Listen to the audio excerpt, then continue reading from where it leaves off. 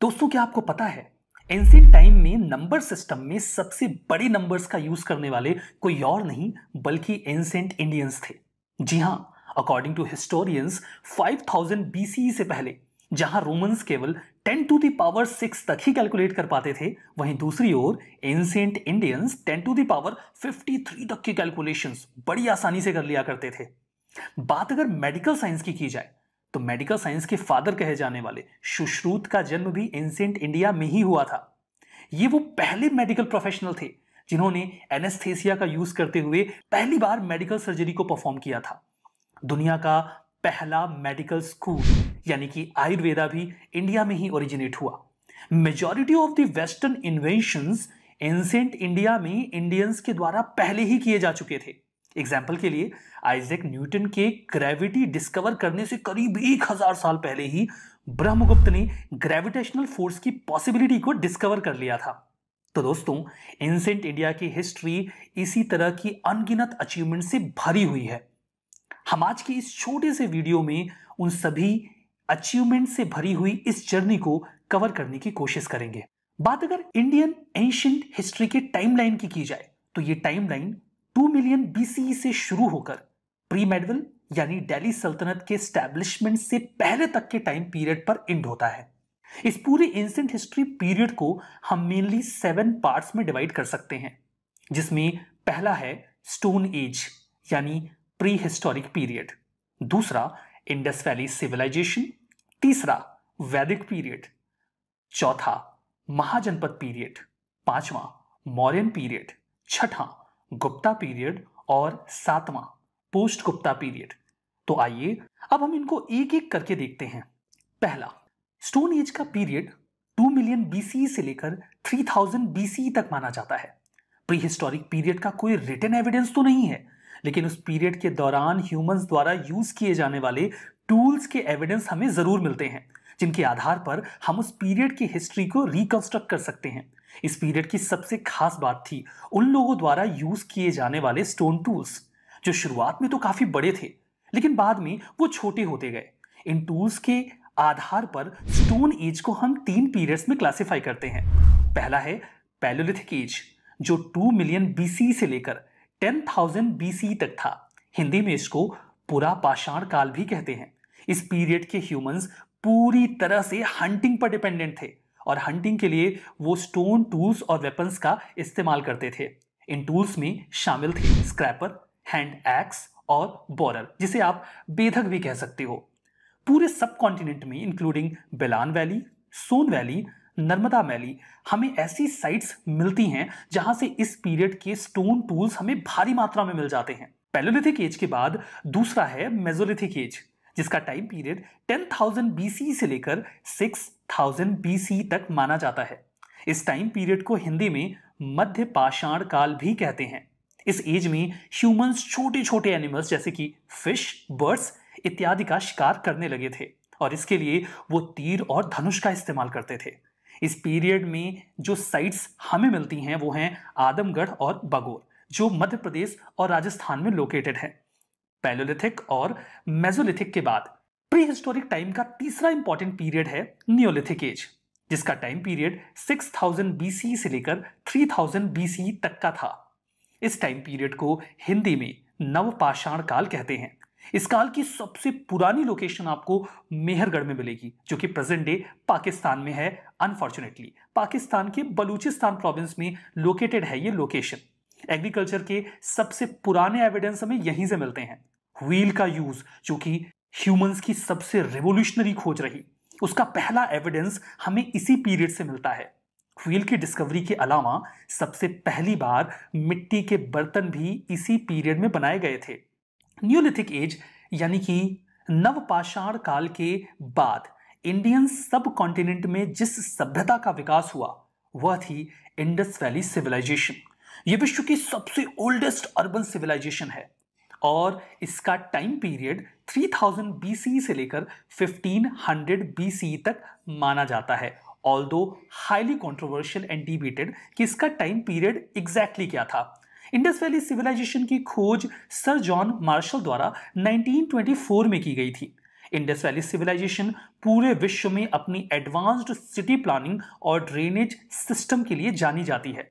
हड़प्पा, मोहनजोदड़ो, धौलावीरा, राखीगढ़ी और लोथल इस सिविलाइजेशन की प्रोमिनेंट सिटी साइट्स थी। आई रिपीट, सिटी साइट्स थी, क्योंकि ये एक अर्बन सिविलाइजेशन थी।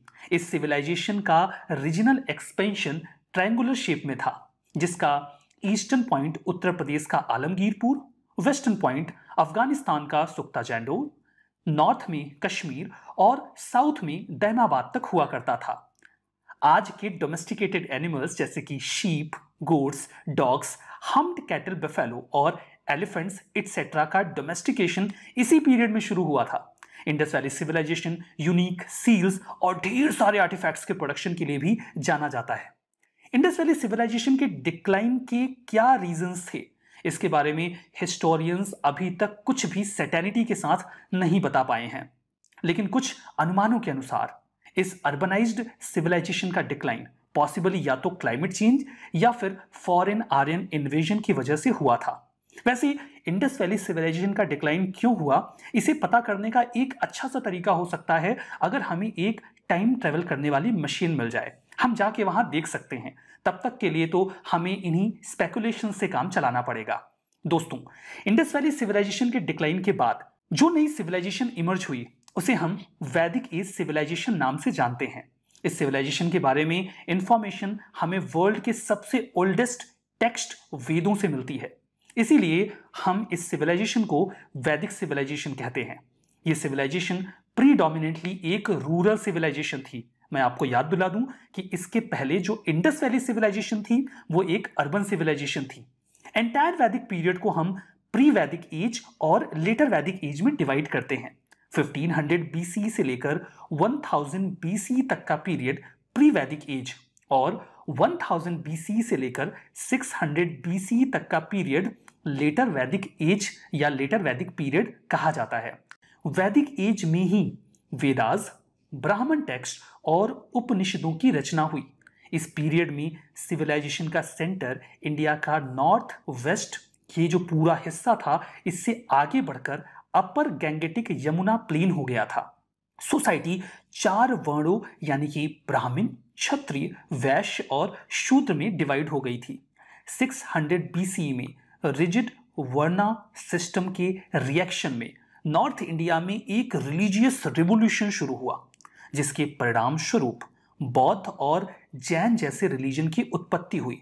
बौद्ध रिलीजन के फाउंडर महात्मा बुद्ध का जन्म 563 BC में कपिलवस्तु के लुम्बिनी विलेज में हुआ था। हाँ, इस तारीख में थोड़ा बहुत विवाद जरूर रहता है। बुद्ध ने सभी वर्णों के लोगों का बौद्ध धर्म में स्वागत किया और यही कारण है कि इस रिलीजन का एक्सपेंशन बहुत तेजी से हुआ। रूलर क्लास ने भी इस रिलीजन को सपोर्ट किया। इस कारण भारत के बाहर जैसे कि चाइना, जापान और श्रीलंका में भी बौद्ध धर्म का एक्सपेंशन बहुत तेजी से हुआ। दोस्तों, बौद्ध धर्म के एक्सपेंशन में ग्रेट एम्परर अशोका जैसे राजाओं का महत्वपूर्ण योगदान रहा। बौद्ध धर्म की इमर्जेंस के समय ही एक और रिलीजन ओरिजिनेट हुआ भारत में और वो था जैन धर्म। इसके फाउंडर महावीर स्वामी थे, जिनका जन्म वैशाली के पास कुंडल ग्राम में 540 BC में हुआ था।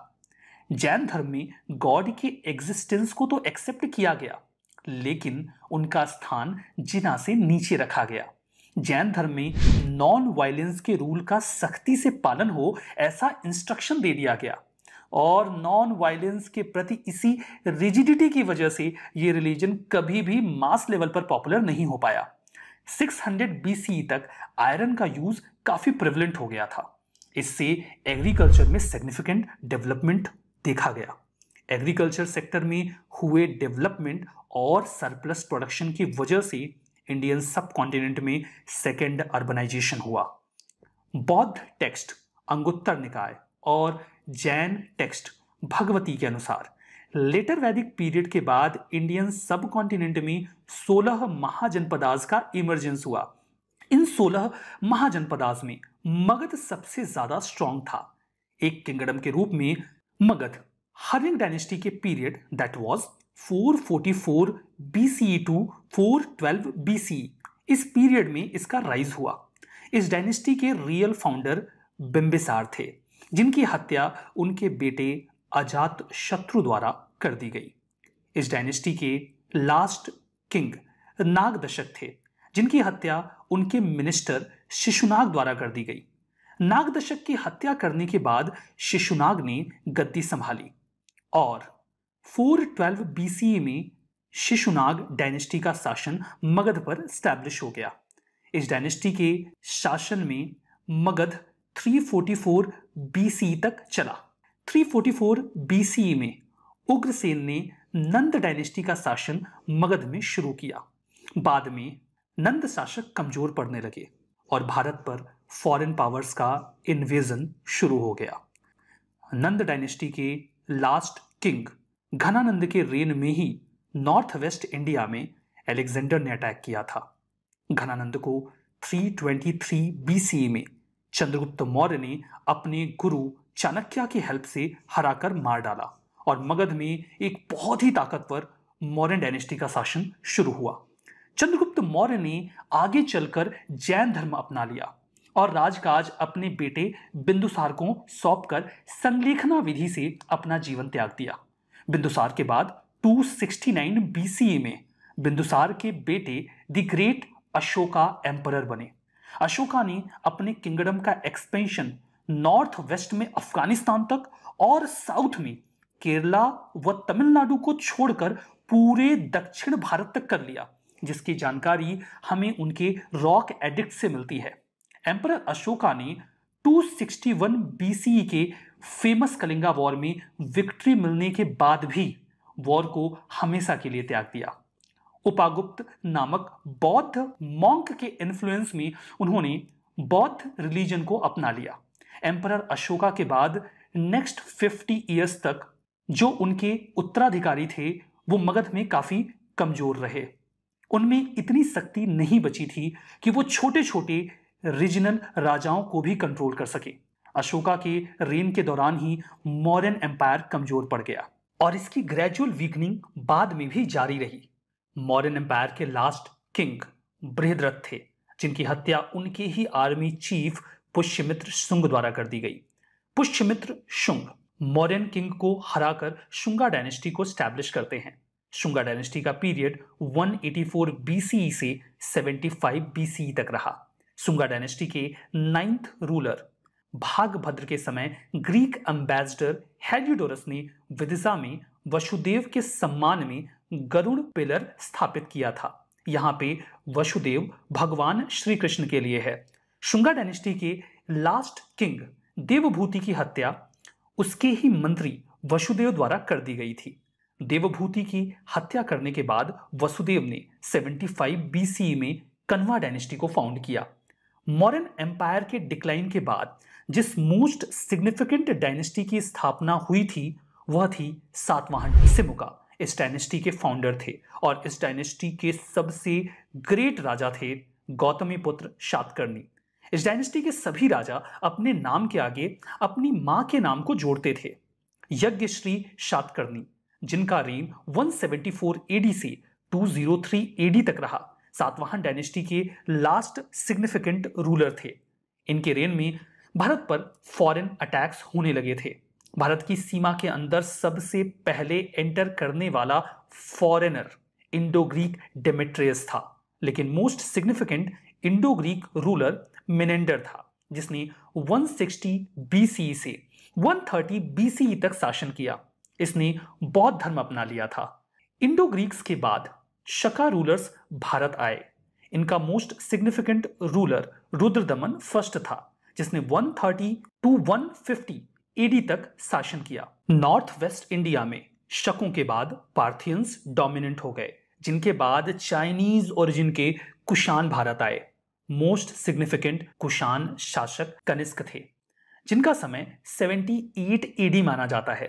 कनिष्क ने 78 एडी में एक कैलेंडर स्टार्ट किया था, जिसे शक संवत कहा जाता है। आज भी भारत सरकार के शासकीय कार्यों में इसका इस्तेमाल किया जाता है। इस समय के साउथ इंडियन स्टेट्स की जानकारी हमें संगम लिटरेचर से मिलती है। संगम तमिल पोएट्स का एसोसिएशन था, जिसके संरक्षक पांड्यास थे। इस समय के 3 सिग्निफिकेंट स्टेट्स थे चेरा, चोला एंड पांड्याज। चेरा स्टेट्स के फर्स्ट रूलर उथयन चेरालथन थे, जबकि चोला डायनेस्टी के सिग्निफिकेंट रूलर कराईकल थे। उनका समय लगभग 190 एडी माना जाता है।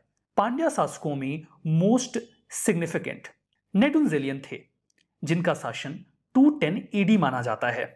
मौर्य किंगडम के डिक्लाइन के बाद लंबे समय तक कोई सिग्निफिकेंट किंगडम राइज नहीं हो सका। इस गैप को पूरा किया कुशानों के सामंतों ने, जिन्होंने गुप्ता डायनेस्टी को फाउंड किया। श्रीगुप्त इस डायनेस्टी के फाउंडर थे। इन्होंने 275 एडी में शासन किया था। इस डायनेस्टी के सिग्निफिकेंट शासकों में चंद्रगुप्त वन और समुद्रगुप्त का नाम लिया जाता है। चंद्रगुप्त द फर्स्ट ने 319 टू 350 एडी तक शासन किया, जबकि समुद्रगुप्त ने 350 टू 375 एडी तक शासन किया। समुद्रगुप्त के शासनकाल में गुप्ता किंगडम का सर्वाधिक विस्तार हुआ। यही कारण है कि विंसेंट स्मिथ ने समुद्रगुप्त को भारत का नेपोलियन कहा है। अच्छा होगा कि हम नेपोलियन को वेस्ट का समुद्रगुप्त कहें। आर्ट एंड कल्चर के दृष्टिकोण से इनके पीरियड को गोल्डन एज कहा जाता है। समुद्रगुप्त के बाद चंद्रगुप्त सेकंड राजा बने। उनके बाद कुमारगुप्त, महेंद्रादित्य तथा उसके पश्चात स्कंदगुप्त राजा बने, जिन्होंने 455 टू 467 एडी तक शासन किया। इन्हीं के समय में भारत पर हुनों ने अटैक किया था, जिससे गुप्ता किंगडम का डिक्लाइन हो गया। गुप्तास के डिक्लाइन के बाद इंडियन हिस्ट्री में एक ऐसी टेंडेंसी देखी जाती है जो डिफरेंट फॉर्म में लगभग 1000 एडी तक चलती रही। ये टेंडेंसी थी डिसेंट्रलाइजेशन एंड रीजनलिज्म की फीलिंग। गुप्ता डायनेस्टी के डिक्लाइन के बाद जिन नए डायनेस्टीज का राइज हुआ वे थे कन्नौज के मौखरी, थानेश्वर के पुष्यभूति और बंगाल के गौर। गुप्ता डायनेस्टी के डिक्लाइन के बाद मोस्ट सिग्निफिकेंट डायनेस्टी थानेश्वर की पुष्यभूति थी, जिसके सबसे ताकतवर राजा हर्षवर्धन थे। इन्होंने 606 एडी से 647 एडी तक शासन किया। हर्षा ने थानेश्वर के स्थान पर कन्नौज को अपनी राजधानी बनाया। अब कन्नौज को वही इंपॉर्टेंस प्राप्त हो गई थी जो कभी पाटलिपुत्र को हुआ करती थी। हर्ष के समय में ही फेमस चाइनीज ट्रेवलर ह्वेनसांग ने भारत की यात्रा की। हर्ष को साहित्यकार सम्राट भी कहा जाता है। उनको 3 नाटकों प्रियदर्शिका, रत्नावली और नागनंद के कंपोजर के रूप में भी याद किया जाता है। हर्ष के पश्चात कन्नौज के लिए ट्राइपार्टाइट स्ट्रगल, जिसे कन्नौज ट्रायंगल वॉर भी कहते हैं, शुरू हुआ। यह वॉर 3 बड़ी पावर्स के बीच था जो लगभग 200 वर्षों तक चलता रहा। ये पावर्स थी पाल, गुर्जर प्रतिहार और राष्ट्रकूट। इस ट्रायंगल वॉर की शुरुआत प्रतिहार राजा वत्सराज ने की।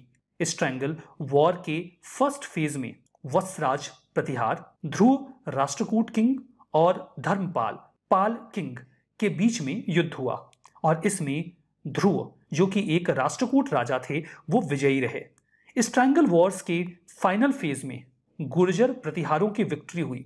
इस समय प्रतिहार वंश के शासन की बागडोर मिहिर भोज फर्स्ट के हाथों में थी और वो बहुत ही ताकतवर राजा थे। उन्होंने कालिंजर और कन्नौज को जीत लिया। इस वंश के ही एक शासक महेंद्रपाल के शासनकाल में प्रतिहार शक्ति अपने जेनिथ पर पहुंच गई थी। इसी के साथ एंशिएंट हिस्ट्री का ये चैप्टर समाप्त होता है। इसके बाद इतिहास का जो एक नया भाग शुरू होता है उसे हम मेडीवल पीरियड या मध्यकालीन भाग कहते हैं। उम्मीद करता हूं ये सेशन आपको मजेदार लगा होगा।